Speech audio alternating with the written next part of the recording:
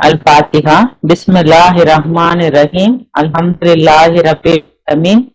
Ar-Rahmanir-Rahim. Maliki Yawmiddin. Iyyaka na'budu wa iyyaka nasta'in. Ihdinas siratal mustaqim. Siratal ladzina an'amta alaihim ghairil maghdubi alaihim waladdallin.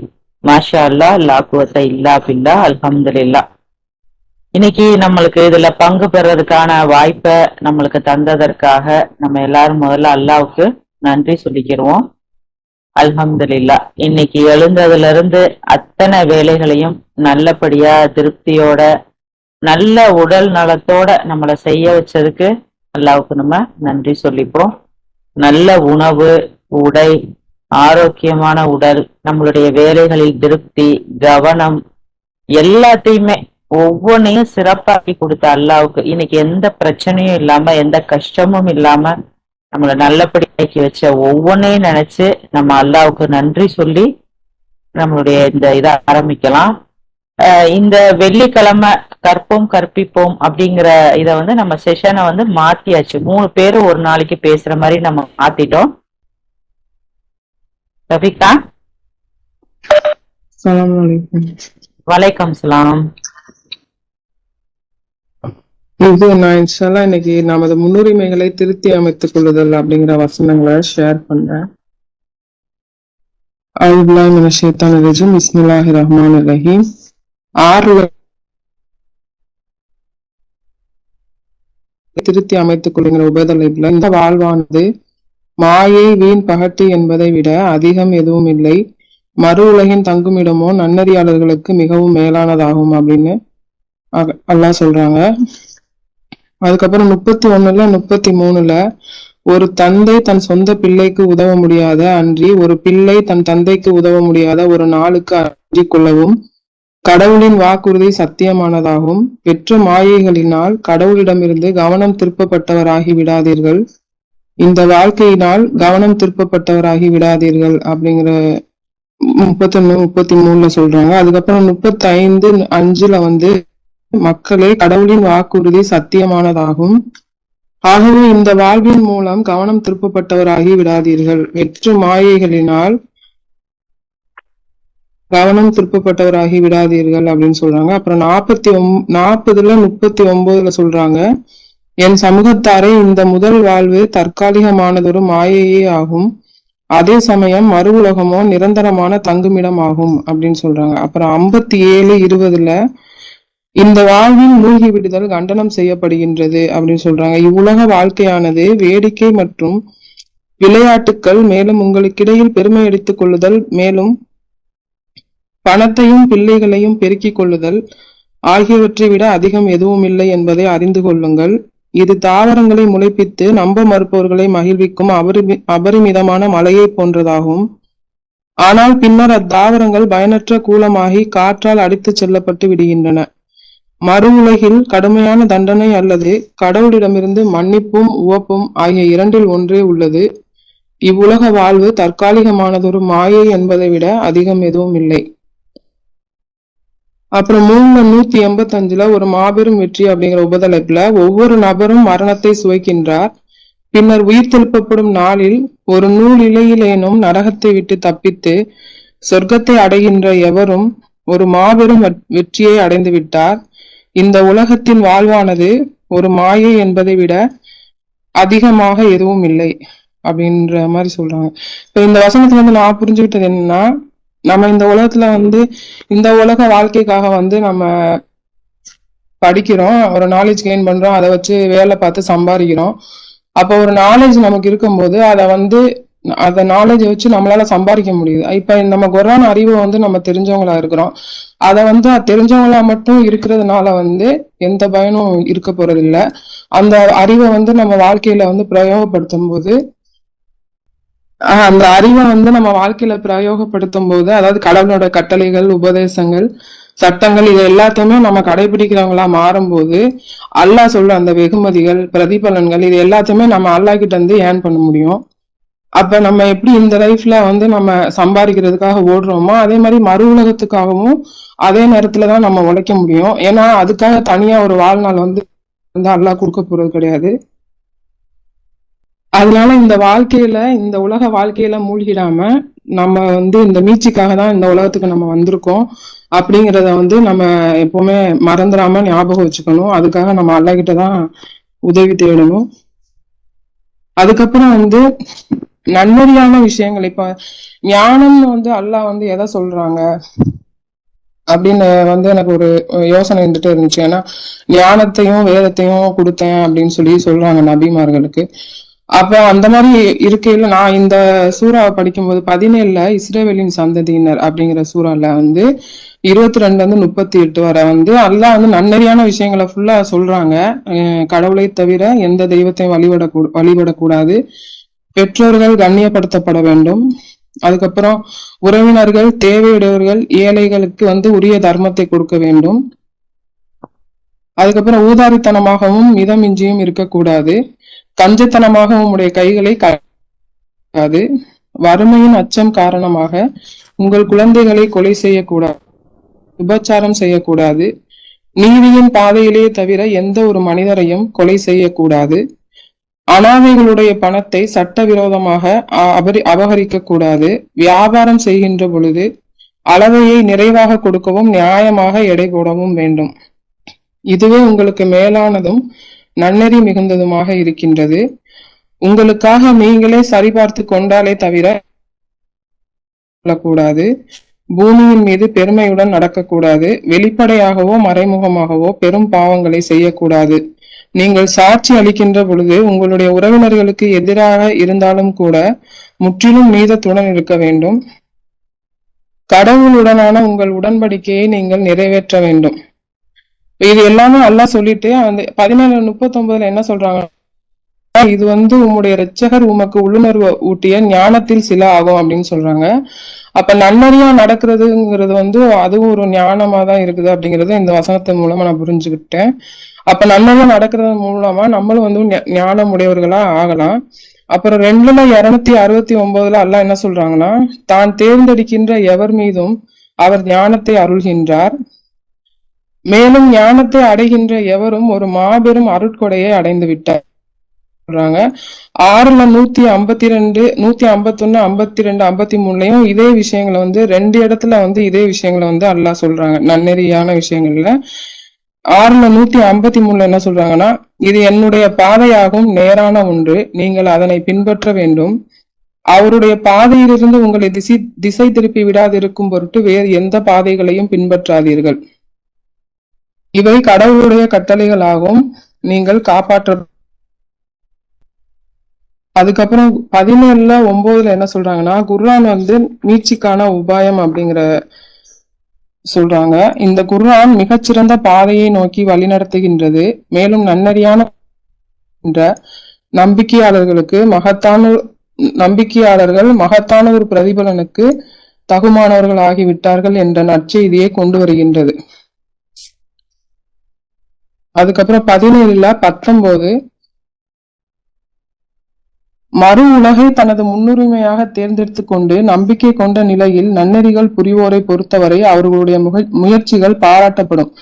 அப்ப நம்ம நம்பிக்கைங்கிற விஷயம் குர்ஆன்ல இருக்கு. அது ஜக்காத்து அந்த மாதிரி தூதர்களை இது ஃபாலோ பண்ணணும். அந்த மாதிரி இப்ப நன்னெறிகளும் அல்லாஹ் அப்ப மறு உலகத்துக்காக நம்ம நிறைய உழைக்க வேண்டியது இருக்குது. ஆனா நம்ம இந்த உலக வாழ்க்கை பின்னாடி ரொம்ப ஆர்வத்தோட நம்ம போயிட்டே இருக்கிறோம்.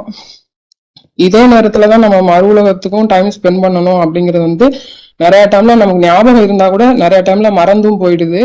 அதனால மறு உலகம் முன்னுரிமையா தேர்ந்தெடுத்து அல்லாஹ் கிட்ட இருந்து அந்த பிரதிபலன்கள், வெகுமதிகள் எல்லாத்தையும் நம்ம ஏர்ன் பண்ணிட்டே இருக்கணும். அப்பதான் அதை நம்ம மறுமையில போய் நம்மளுடைய வலது கரத்துல வாங்க முடியும் இன்ஷா அல்லாஹ். இது எல்லாத்துக்குமே அல்லாஹ் தான் உதவி செய்யணும்.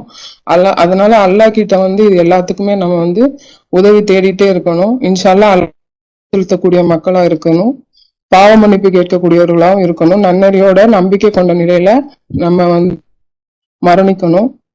அல்ஹம்துலில்லாஹ். ஸலாம் அலைக்கும். சலாம். மாஷா அல்லாஹ், அல்ஹம்துலில்லாஹ். வாழ்த்துக்கள். நம்மளுடைய வாழ்க்கையுடைய முன்னுரிமை எது அப்படிங்கிறத பத்தி ரொம்ப அழகா அந்த வசனங்கள் எல்லாமே ரொம்ப சிறப்பான ஒண்ணு. அது நல்ல நினைவூட்டல். இந்த உலக வாழ்க்கைங்கிறது ஒரு மாயை. கடவுள் தர்ற வாக்குறுதி தான் சத்தியமானது. ஸோ நம்மளுடைய கவனத்தை கடவுள் பக்கம் திருப்பி நன்னறியான காரியங்கள் செஞ்சு, அந்த சொன்னீங்கல்ல நூலிலேயேனும் தப்பிச்சு போறதுங்கிறது சாதாரண விஷயம் கிடையாது. அதுக்காக தான் நம்ம இங்க வந்திருக்கோம், அதுக்காக தான் பாடுபடுறோம். அது எல்லாமே பயனுள்ளதாகவும் நம்மளுடைய முன்னுரிமையாவும் மறுமை இருக்கணும் அப்படின்னு ரொம்ப அழகா எடுத்து சொன்னீங்க. உங்களுடைய தொகுப்பு ரொம்ப சிறப்பா இருந்துச்சுப்பா. அல்ஹம்துலில்லாஹ். அமீரா சிஸ்டர். சலாம் அலைக்கும். வலைக்கம் சலாம். இன்னைக்கு உறவுகள், அது குரான் வழியில நம்ம பார்க்கலாம் இன்ஷா அல்லாஹ். தாயின்ற உறவு மூலம்தான் ஆன்மாவிலிருந்து ஒரு உயிரா, உருவமா, ஒரு மிகச்சிறந்த வடிவமா அல்லாஹ் அந்த உலகத்துக்கு அனுப்புறாங்க. கணத்துடன் கணம் கூடிக்கொண்டே போய் அந்த குழந்தைய அவங்க பெற்றெடுக்கிறாங்க. 2 வருஷம் தீவிர கவனம் செலுத்துறதுக்கு அல்லாஹ் சொல்றாங்க. தாய் தகப்பன்ற பெற்றோர் மூலம்தான் நம்ம இந்த உலகத்துக்கு வரதால அல்லாஹ் அந்த பெற்றோர்கிட்ட கண்ணியமாகவும் மதிப்பு கொடுக்கவும் பணிவுடன் நடந்துக்க சொல்றாங்க. இணை வைப்பதை தவிர மற்ற விஷயங்கள்ல தொடர்ந்து இந்த உலகத்துல அவங்கள நல்லபடியா நடத்துங்கன்னு சொல்றாங்க. சீன்னு சொல்லக்கூடாதுன்னு சொல்றாங்க. இந்த காலத்துல குறிப்பா பெற்றோர்கிட்ட தான் கோபத்தை வெளிக்காட்டுறத பார்க்க முடியுது. ஆனா நம்பிக்கையாளரா இருக்கிற ஒவ்வொருத்தரும் இதுல இருந்து நம்மளை பாதுகாத்துக்கொள்ள அல்லாட்ட உதவி கேட்கணும். இதுக்கு முன்னுதாரணமா போன வாரம் சொன்னதுதான், ஒவ்வொரு பெற்றோரும் முதல்ல முன்னுதாரணமா இருந்து காட்டுறதுதான் பிள்ளைங்களையும் அதே வழியில கொண்டு வரும். பெற்றோர்கிட்ட பணிவோடையும் நடந்துக்கணும். அந்த மாதிரி நடந்து நன்மையை சேமிச்சுக்கிடுவோம்.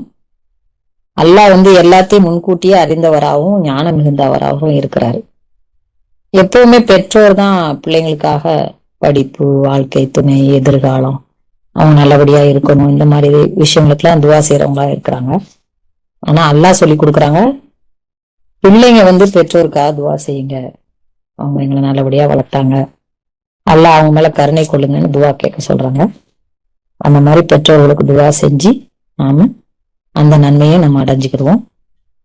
அடுத்த உறவு தகப்பனாகிய லுக்மான் தன் மகனுக்கு சொல்லக்கூடிய உபதேசம். முதல்ல அவங்க சொல்லக்கூடிய விஷயம் இணை வழிபாடு செய்யக்கூடாது, அடுத்து தொழுவணும், நன்மையை ஆதரிக்கணும், தீமையை தடுக்கணும், இன்னல்கள் வரும்போது உறுதிப்பாட்டோட இருக்கணும், எளிமையா இரு, குரலை தாழ்த்தி பேசு. இந்த குரலை தாழ்த்தி பேசுன்னு சொல்லும் போது பெற்றோர்கிட்ட அல்லாஹ் சொல்றாங்கல்ல உச்சின்னு சொல்லாது, அந்த விஷயம் தான் எனக்கு ஞாபகம் வரும். அல்லாஹ்வுடைய கிருபையால பெற்றோர் முன்னாடி நம்ம குரலை தாழ்த்தி பேசுறவங்களா இருப்போம். இந்த தொழுகிறது, கீழ்படுகிறது, இந்த மாதிரி ஏழைகள், இந்த மாதிரி நல்ல விஷயம், ஏழைங்களுக்கு சாப்பாடு கொடுக்கறது, இந்த மாதிரி நல்ல விஷயங்கள்லாம் ஓரளவு எளிமையா அல்லாஹ்வுடைய வழியில செஞ்சிடலாம். ஆனா அந்த தீமையை தடுக்கிறதுன்றது அல்லாஹ் கூட நெருக்கமா இருந்தா மட்டும்தான் நம்ம அதை செய்ய முடியும். அதனாலதான் அவர் இன்னல்கள் வரும்போது உறுதிப்பாட்டோட எதிர்கொள்ளுங்கன்னு உபதேசம் பண்றாரு மகனுக்கு. நம்ம சொல்லக்கூடிய இந்த விஷயங்கள்லாம் வெறும் வார்த்தையாவோ எழுத்து மூலமோ பேச்சு மூலமோ முடிகிற விஷயங்களா இருந்துடக்கூடாது.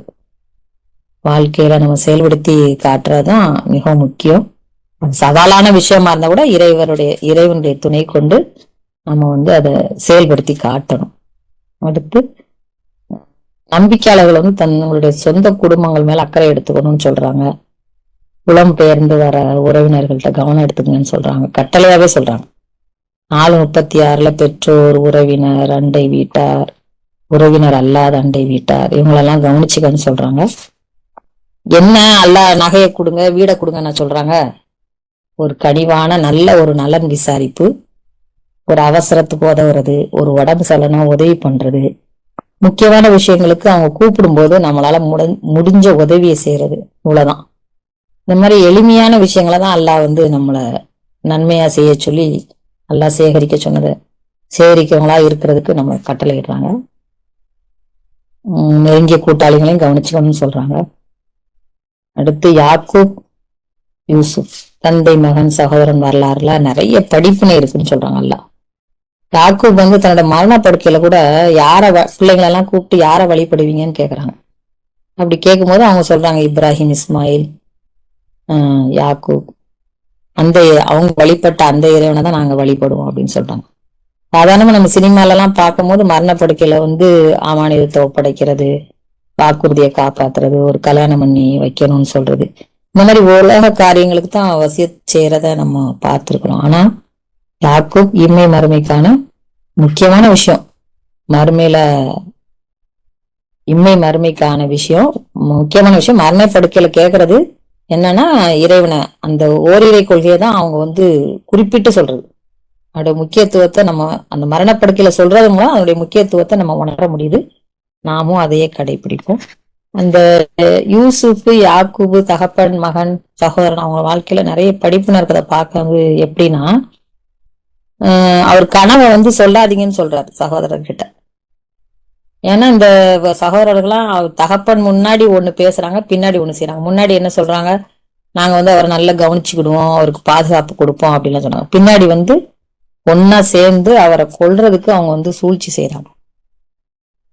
போலி ரத்தத்தோட கொண்டு வந்து சட்டையை காட்டும் போது கூட யாக்கூப் வந்து சொல்றாரு, பொறுமையில நான் தஞ்சம் அடைகிறேன் அப்படின்னு சொல்றாங்க. திரும்ப இன்னொரு மகனை விட்டுட்டு வரும்போது கூட அவர் வந்து திரும்பியும் நான் பொறுமையில தான், அல்லாவுடைய பொறுமையில தான் தஞ்சம், முழுக்க முழுக்க அல்லாவுடைய பொறுமையில தான் அவர் இருக்கிறார்.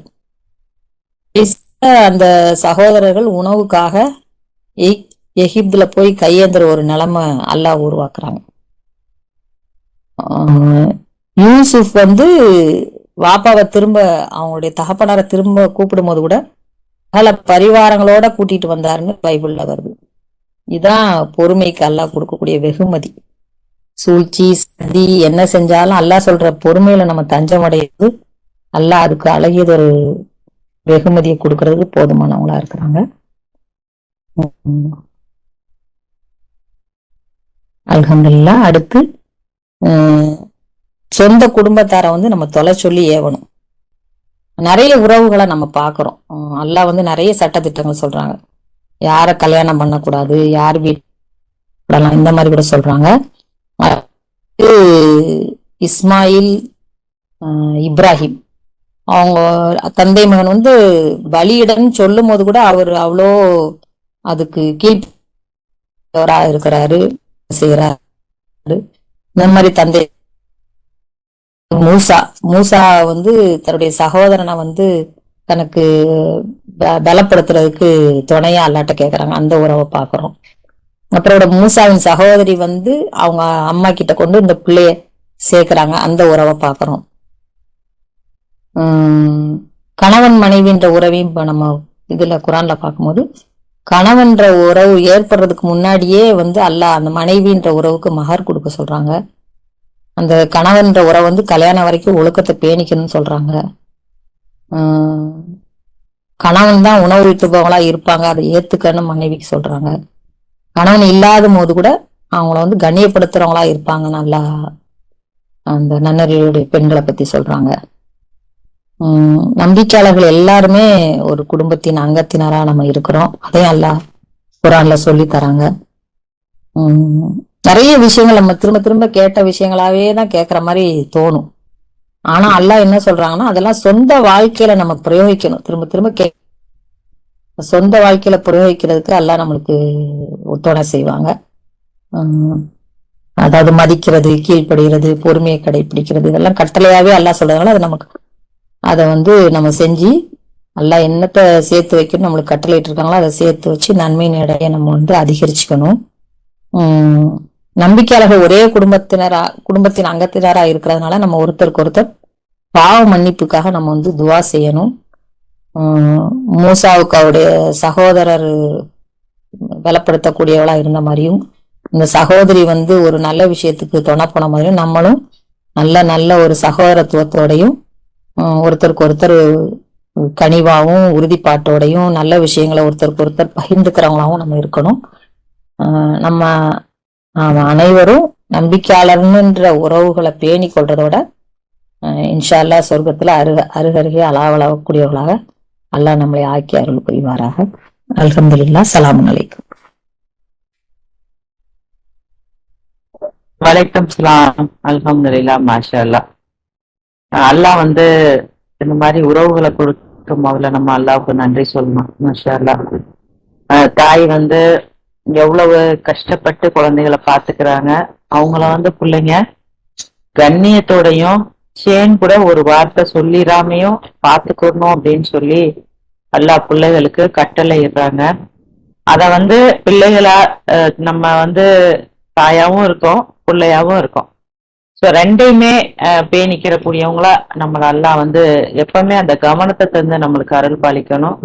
நம்மளுடைய பேரண்ட்ஸ்க்காகவும் நம்ம கண்டிப்பா மறக்காம துவா செய்யக்கூடியவங்களா இருக்கணும். நீங்க சொன்ன மாதிரி எல்லா விஷயங்களையுமே நம்ம வந்து வீட்டுல இப்போ இப்போ உறவுகளை பேன்றதா இருக்கட்டும், அக்கறை எடுத்துக்கிறதா இருக்கட்டும், எல்லாத்துக்குமே நம்ம முன் உதாரணமா இருந்தோம்னா பிள்ளைங்களுக்கு நம்ம எந்த விஷயத்தையுமே சொல்லி கொடுக்கணுங்கிற தேவையே இல்லை.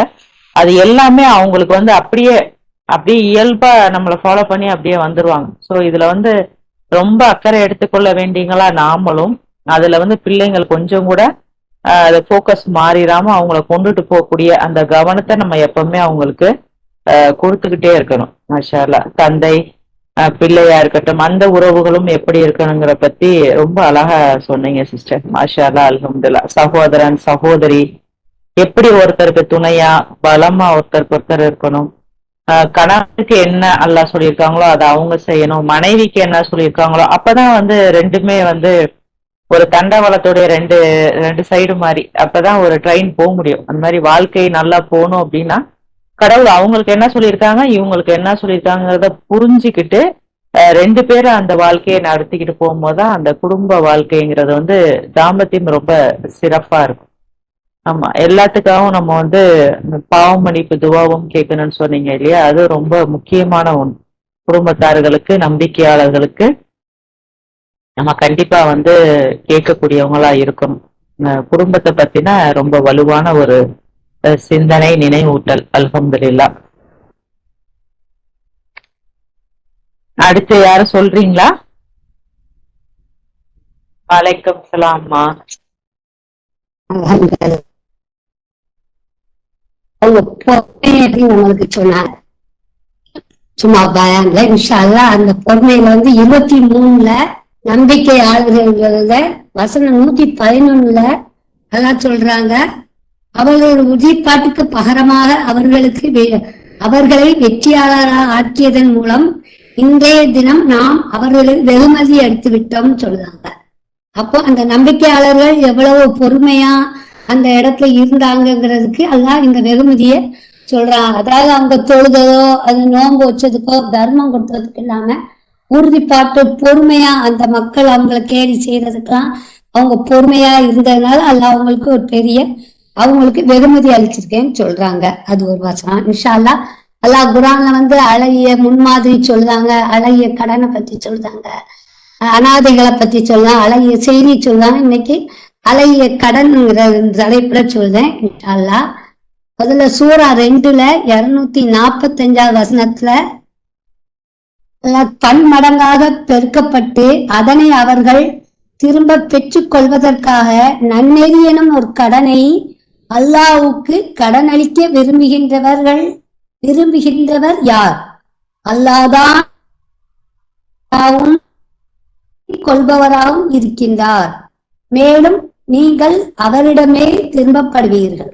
இந்த வசனத்துல நம்ம புரிஞ்சுக்கிறத அல்லாஹ் வந்து பன்மடங்கா பெருக்கப்பட்ட என்னன்னா அல்லாஹ் நன்னெறி என்னும் கடன். அல்லாஹ்வுக்கு வந்து நம்ம வந்து அதாவது ஆண்டவனுக்காக இறைவனுக்காக நம்ம எந்த ஒரு நல்ல காரியம் செஞ்சா அல்லாஹ் வந்து அதற்கு பன்மடங்கா நம்மளுக்கு தருவேன்காங்க. ஆனா அல்லாஹ் வந்து வழங்குவவராகவும் இருக்காரு, நிறுத்தி வைக்கக்கூடியவராகவும் அல்லாஹ் இருக்காங்க. அடுத்த வசனம் 5:12 சொல்லுவாங்க, அல்லாஹ் இஸ்ராயலின் சந்ததியிடமிருந்து ஓர் உடன்படிக்கையை எடுத்திருந்தார். மேலும் அவர்களுக்கிடையில் 12 வம்ச தலைவர்களை நாம் எழுப்பினோம். மேலும் அல்லாஹ் கூறினார், நீங்கள் சலாத் தொடர்பு தொழுகைகளை கடைபிடித்து ஜகாத் கடமையான தர்மத்தை கொடுத்து மேலும் என்னுடைய தூதர்கள் மீது நம்பிக்கை கொண்டு மேலும் அவர்களை கண்ணியப்படுத்தி மேலும் நன்னெறி எனும் ஒரு கடனை அல்லாஹ்வுக்கு இரவலாக தொடர்ந்து கொடுத்து வருகின்ற பட்சத்தில் நான் உங்களுடன் இருக்கின்றேன். பின்னர் நான் உங்களுடைய பாவங்களை நீக்குவேன். மேலும் பாய்கின்ற ஆறுகள் கொண்ட தோட்டங்களுக்குள் உங்களை அனுமதிப்பேன். இதன் பின்னரும் நம்ப மறுக்கின்றவர் எவராயினும் உண்மையில் சரியான பாதையிலிருந்து விலகி சென்று விட்டார். இந்த இஸ்ராயல் சந்தனருக்கு அல்லாஹ் 12 வம்சத்தலை எழுப்பி அதுக்கப்புறம் அவங்க அதாவது வம்ச தலைவர்கள் அல்லாஹ் எழுப்பினாங்க. தொழுகை இதெல்லாம் பேணி நம்பிக்கையோடு இருந்து அல்லாவுக்கு இது நம்ம அல்லாஹ் தந்த ஒவ்வொரு நன்கொடை. நம்ம ஒரு செகண்ட்ல இப்போ அல்லாஹ் எனக்கு இந்த வாய்ப்பை கொடுத்ததுக்கு நன்றி. இப்படி ஒவ்வொரு விஷயங்களுக்கும் நம்ம இன்னைக்கு இருக்கமா இல்ல அல்லாவுடைய இதுக்கு அல்லாவுக்கு நன்றி செலுத்திக்கிட்டே இருந்தா அல்லாவுக்கு அது ஒரு பெரிய நன்றி கடன். அல்லாஹ் அதை பன்மடங்கா நம்மளுக்கு தாரேனாங்க.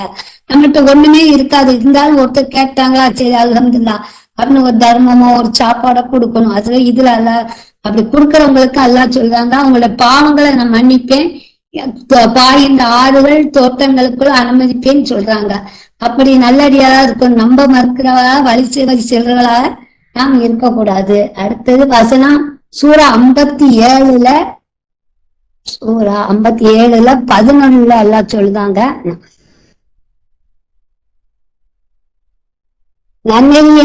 நன்னெறியின் ஒரு கடனை அல்லாஹ்வுக்கு கடனாக அளித்து பன்மடங்காக அதனை தனக்கு பெருக்கிக் கொள்ளவும் மேலும் தாராளமது பிரதிபலனையும் அடைந்து கொள்ளவும் விரும்புகின்றவர் யார்? அல்லாஹ் நம்மள்ட்ட கேட்காங்க.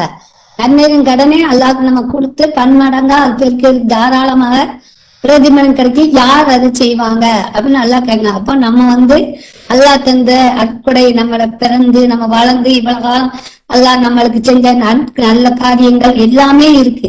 அதுக்காக அல்லாஹ்வுக்கு நம்ம நன்றி செலுத்தி அந்த தாராளமா அந்த பிரதிபலனை அடையணும். அது வசனம் 18 அல்லாஹ் சொல்லுதாங்க, நிச்சயமாக தர்மம் செய்த ஆண்களும் பெண்களும் அல்லாஹ்வுக்கு நன்மையின் ஒரு கடனை கடனாக அளித்துள்ளனர். அவர்கள் தங்களுடைய வெகுமதியை பன்மடங்காக பெருக்கி பெற்றுக் கொள்வார்கள். அவர்கள் தாராளமான ஒரு பிரதிபலனுக்கு தகுதியாகிவிட்டனர்.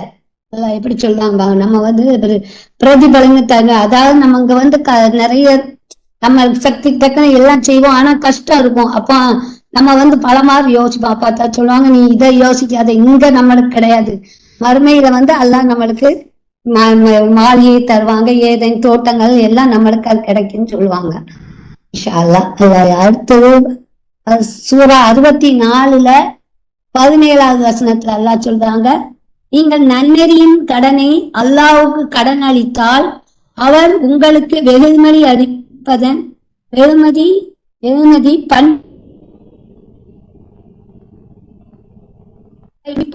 அல்லாஹ் நன்றி பாராட்டுபவர் கனிவானவர். இதுதான் அல்லாஹ்வுக்கு நம்ம செய்ய வேண்டிய. நம்ம இந்த குர்ஆனை படிச்சு அதுல இருந்து நல்ல காரியங்களை எடுத்து பிறனுக்கு சொல்றது, தான தர்மம் பண்றது, இதெல்லாம் செய்யணும்னு சொல்லுத. அடுத்த ஒரே ஒரு மத்த ஜம்மு சூரா 4:86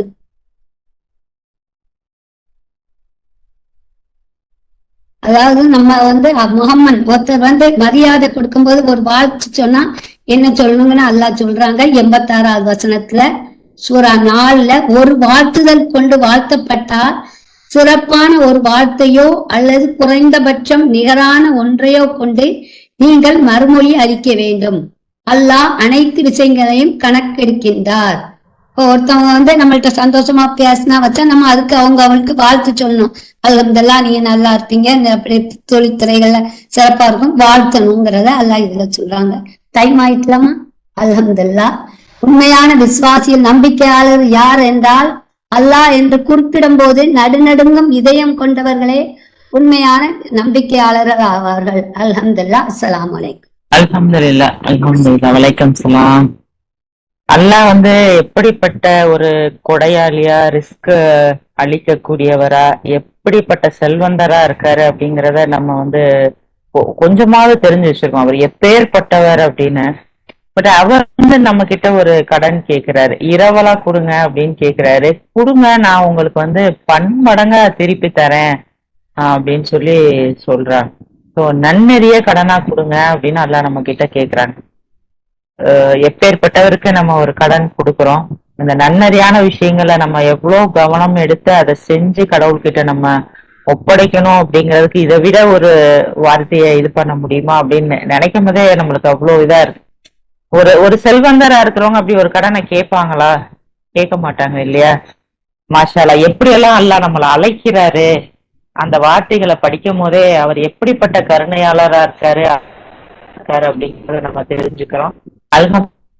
வந்து ஒவ்வொருத்தர் சொன்னதுமே ரொம்ப சிறப்பான ஒரு நினைவூட்டலா இருந்தது. நம்மளுடைய வாழ்க்கையின் முன்னுரிமையா நம்ம வச்சுக்கணும், மறு உலக நம்மளை மீட்டுக்கிறது தான் முன்னுரிமையா நம்ம அமைச்சுக்கணும் அப்படிங்கறத சொன்னாங்க. அமிதா சிஸ்டர் வந்து நம்ம எவ்வளவு முக்கியத்துவம் கொடுக்கணும், எப்படி நடந்துக்கிறணும், ஒவ்வொருத்தருக்கும் நம்ம எதிர்பார்க்கணும், எதை கொடுக்கணும் அப்படிங்கறத பத்தி சொன்னாங்க. மூலமா வந்து கடனை பத்தி சொன்னாங்க. அல்ஹம்துலில்லாஹ், இன்னைக்கு அல்லாஹ் கொடுத்த இந்த நினைவூட்டல்களை நம்ம கவனத்தில் கொண்டு செயல்படக்கூடியவங்களா என்றென்றைக்கும் அல்லாஹ் ஆக்கி வைப்பாராக.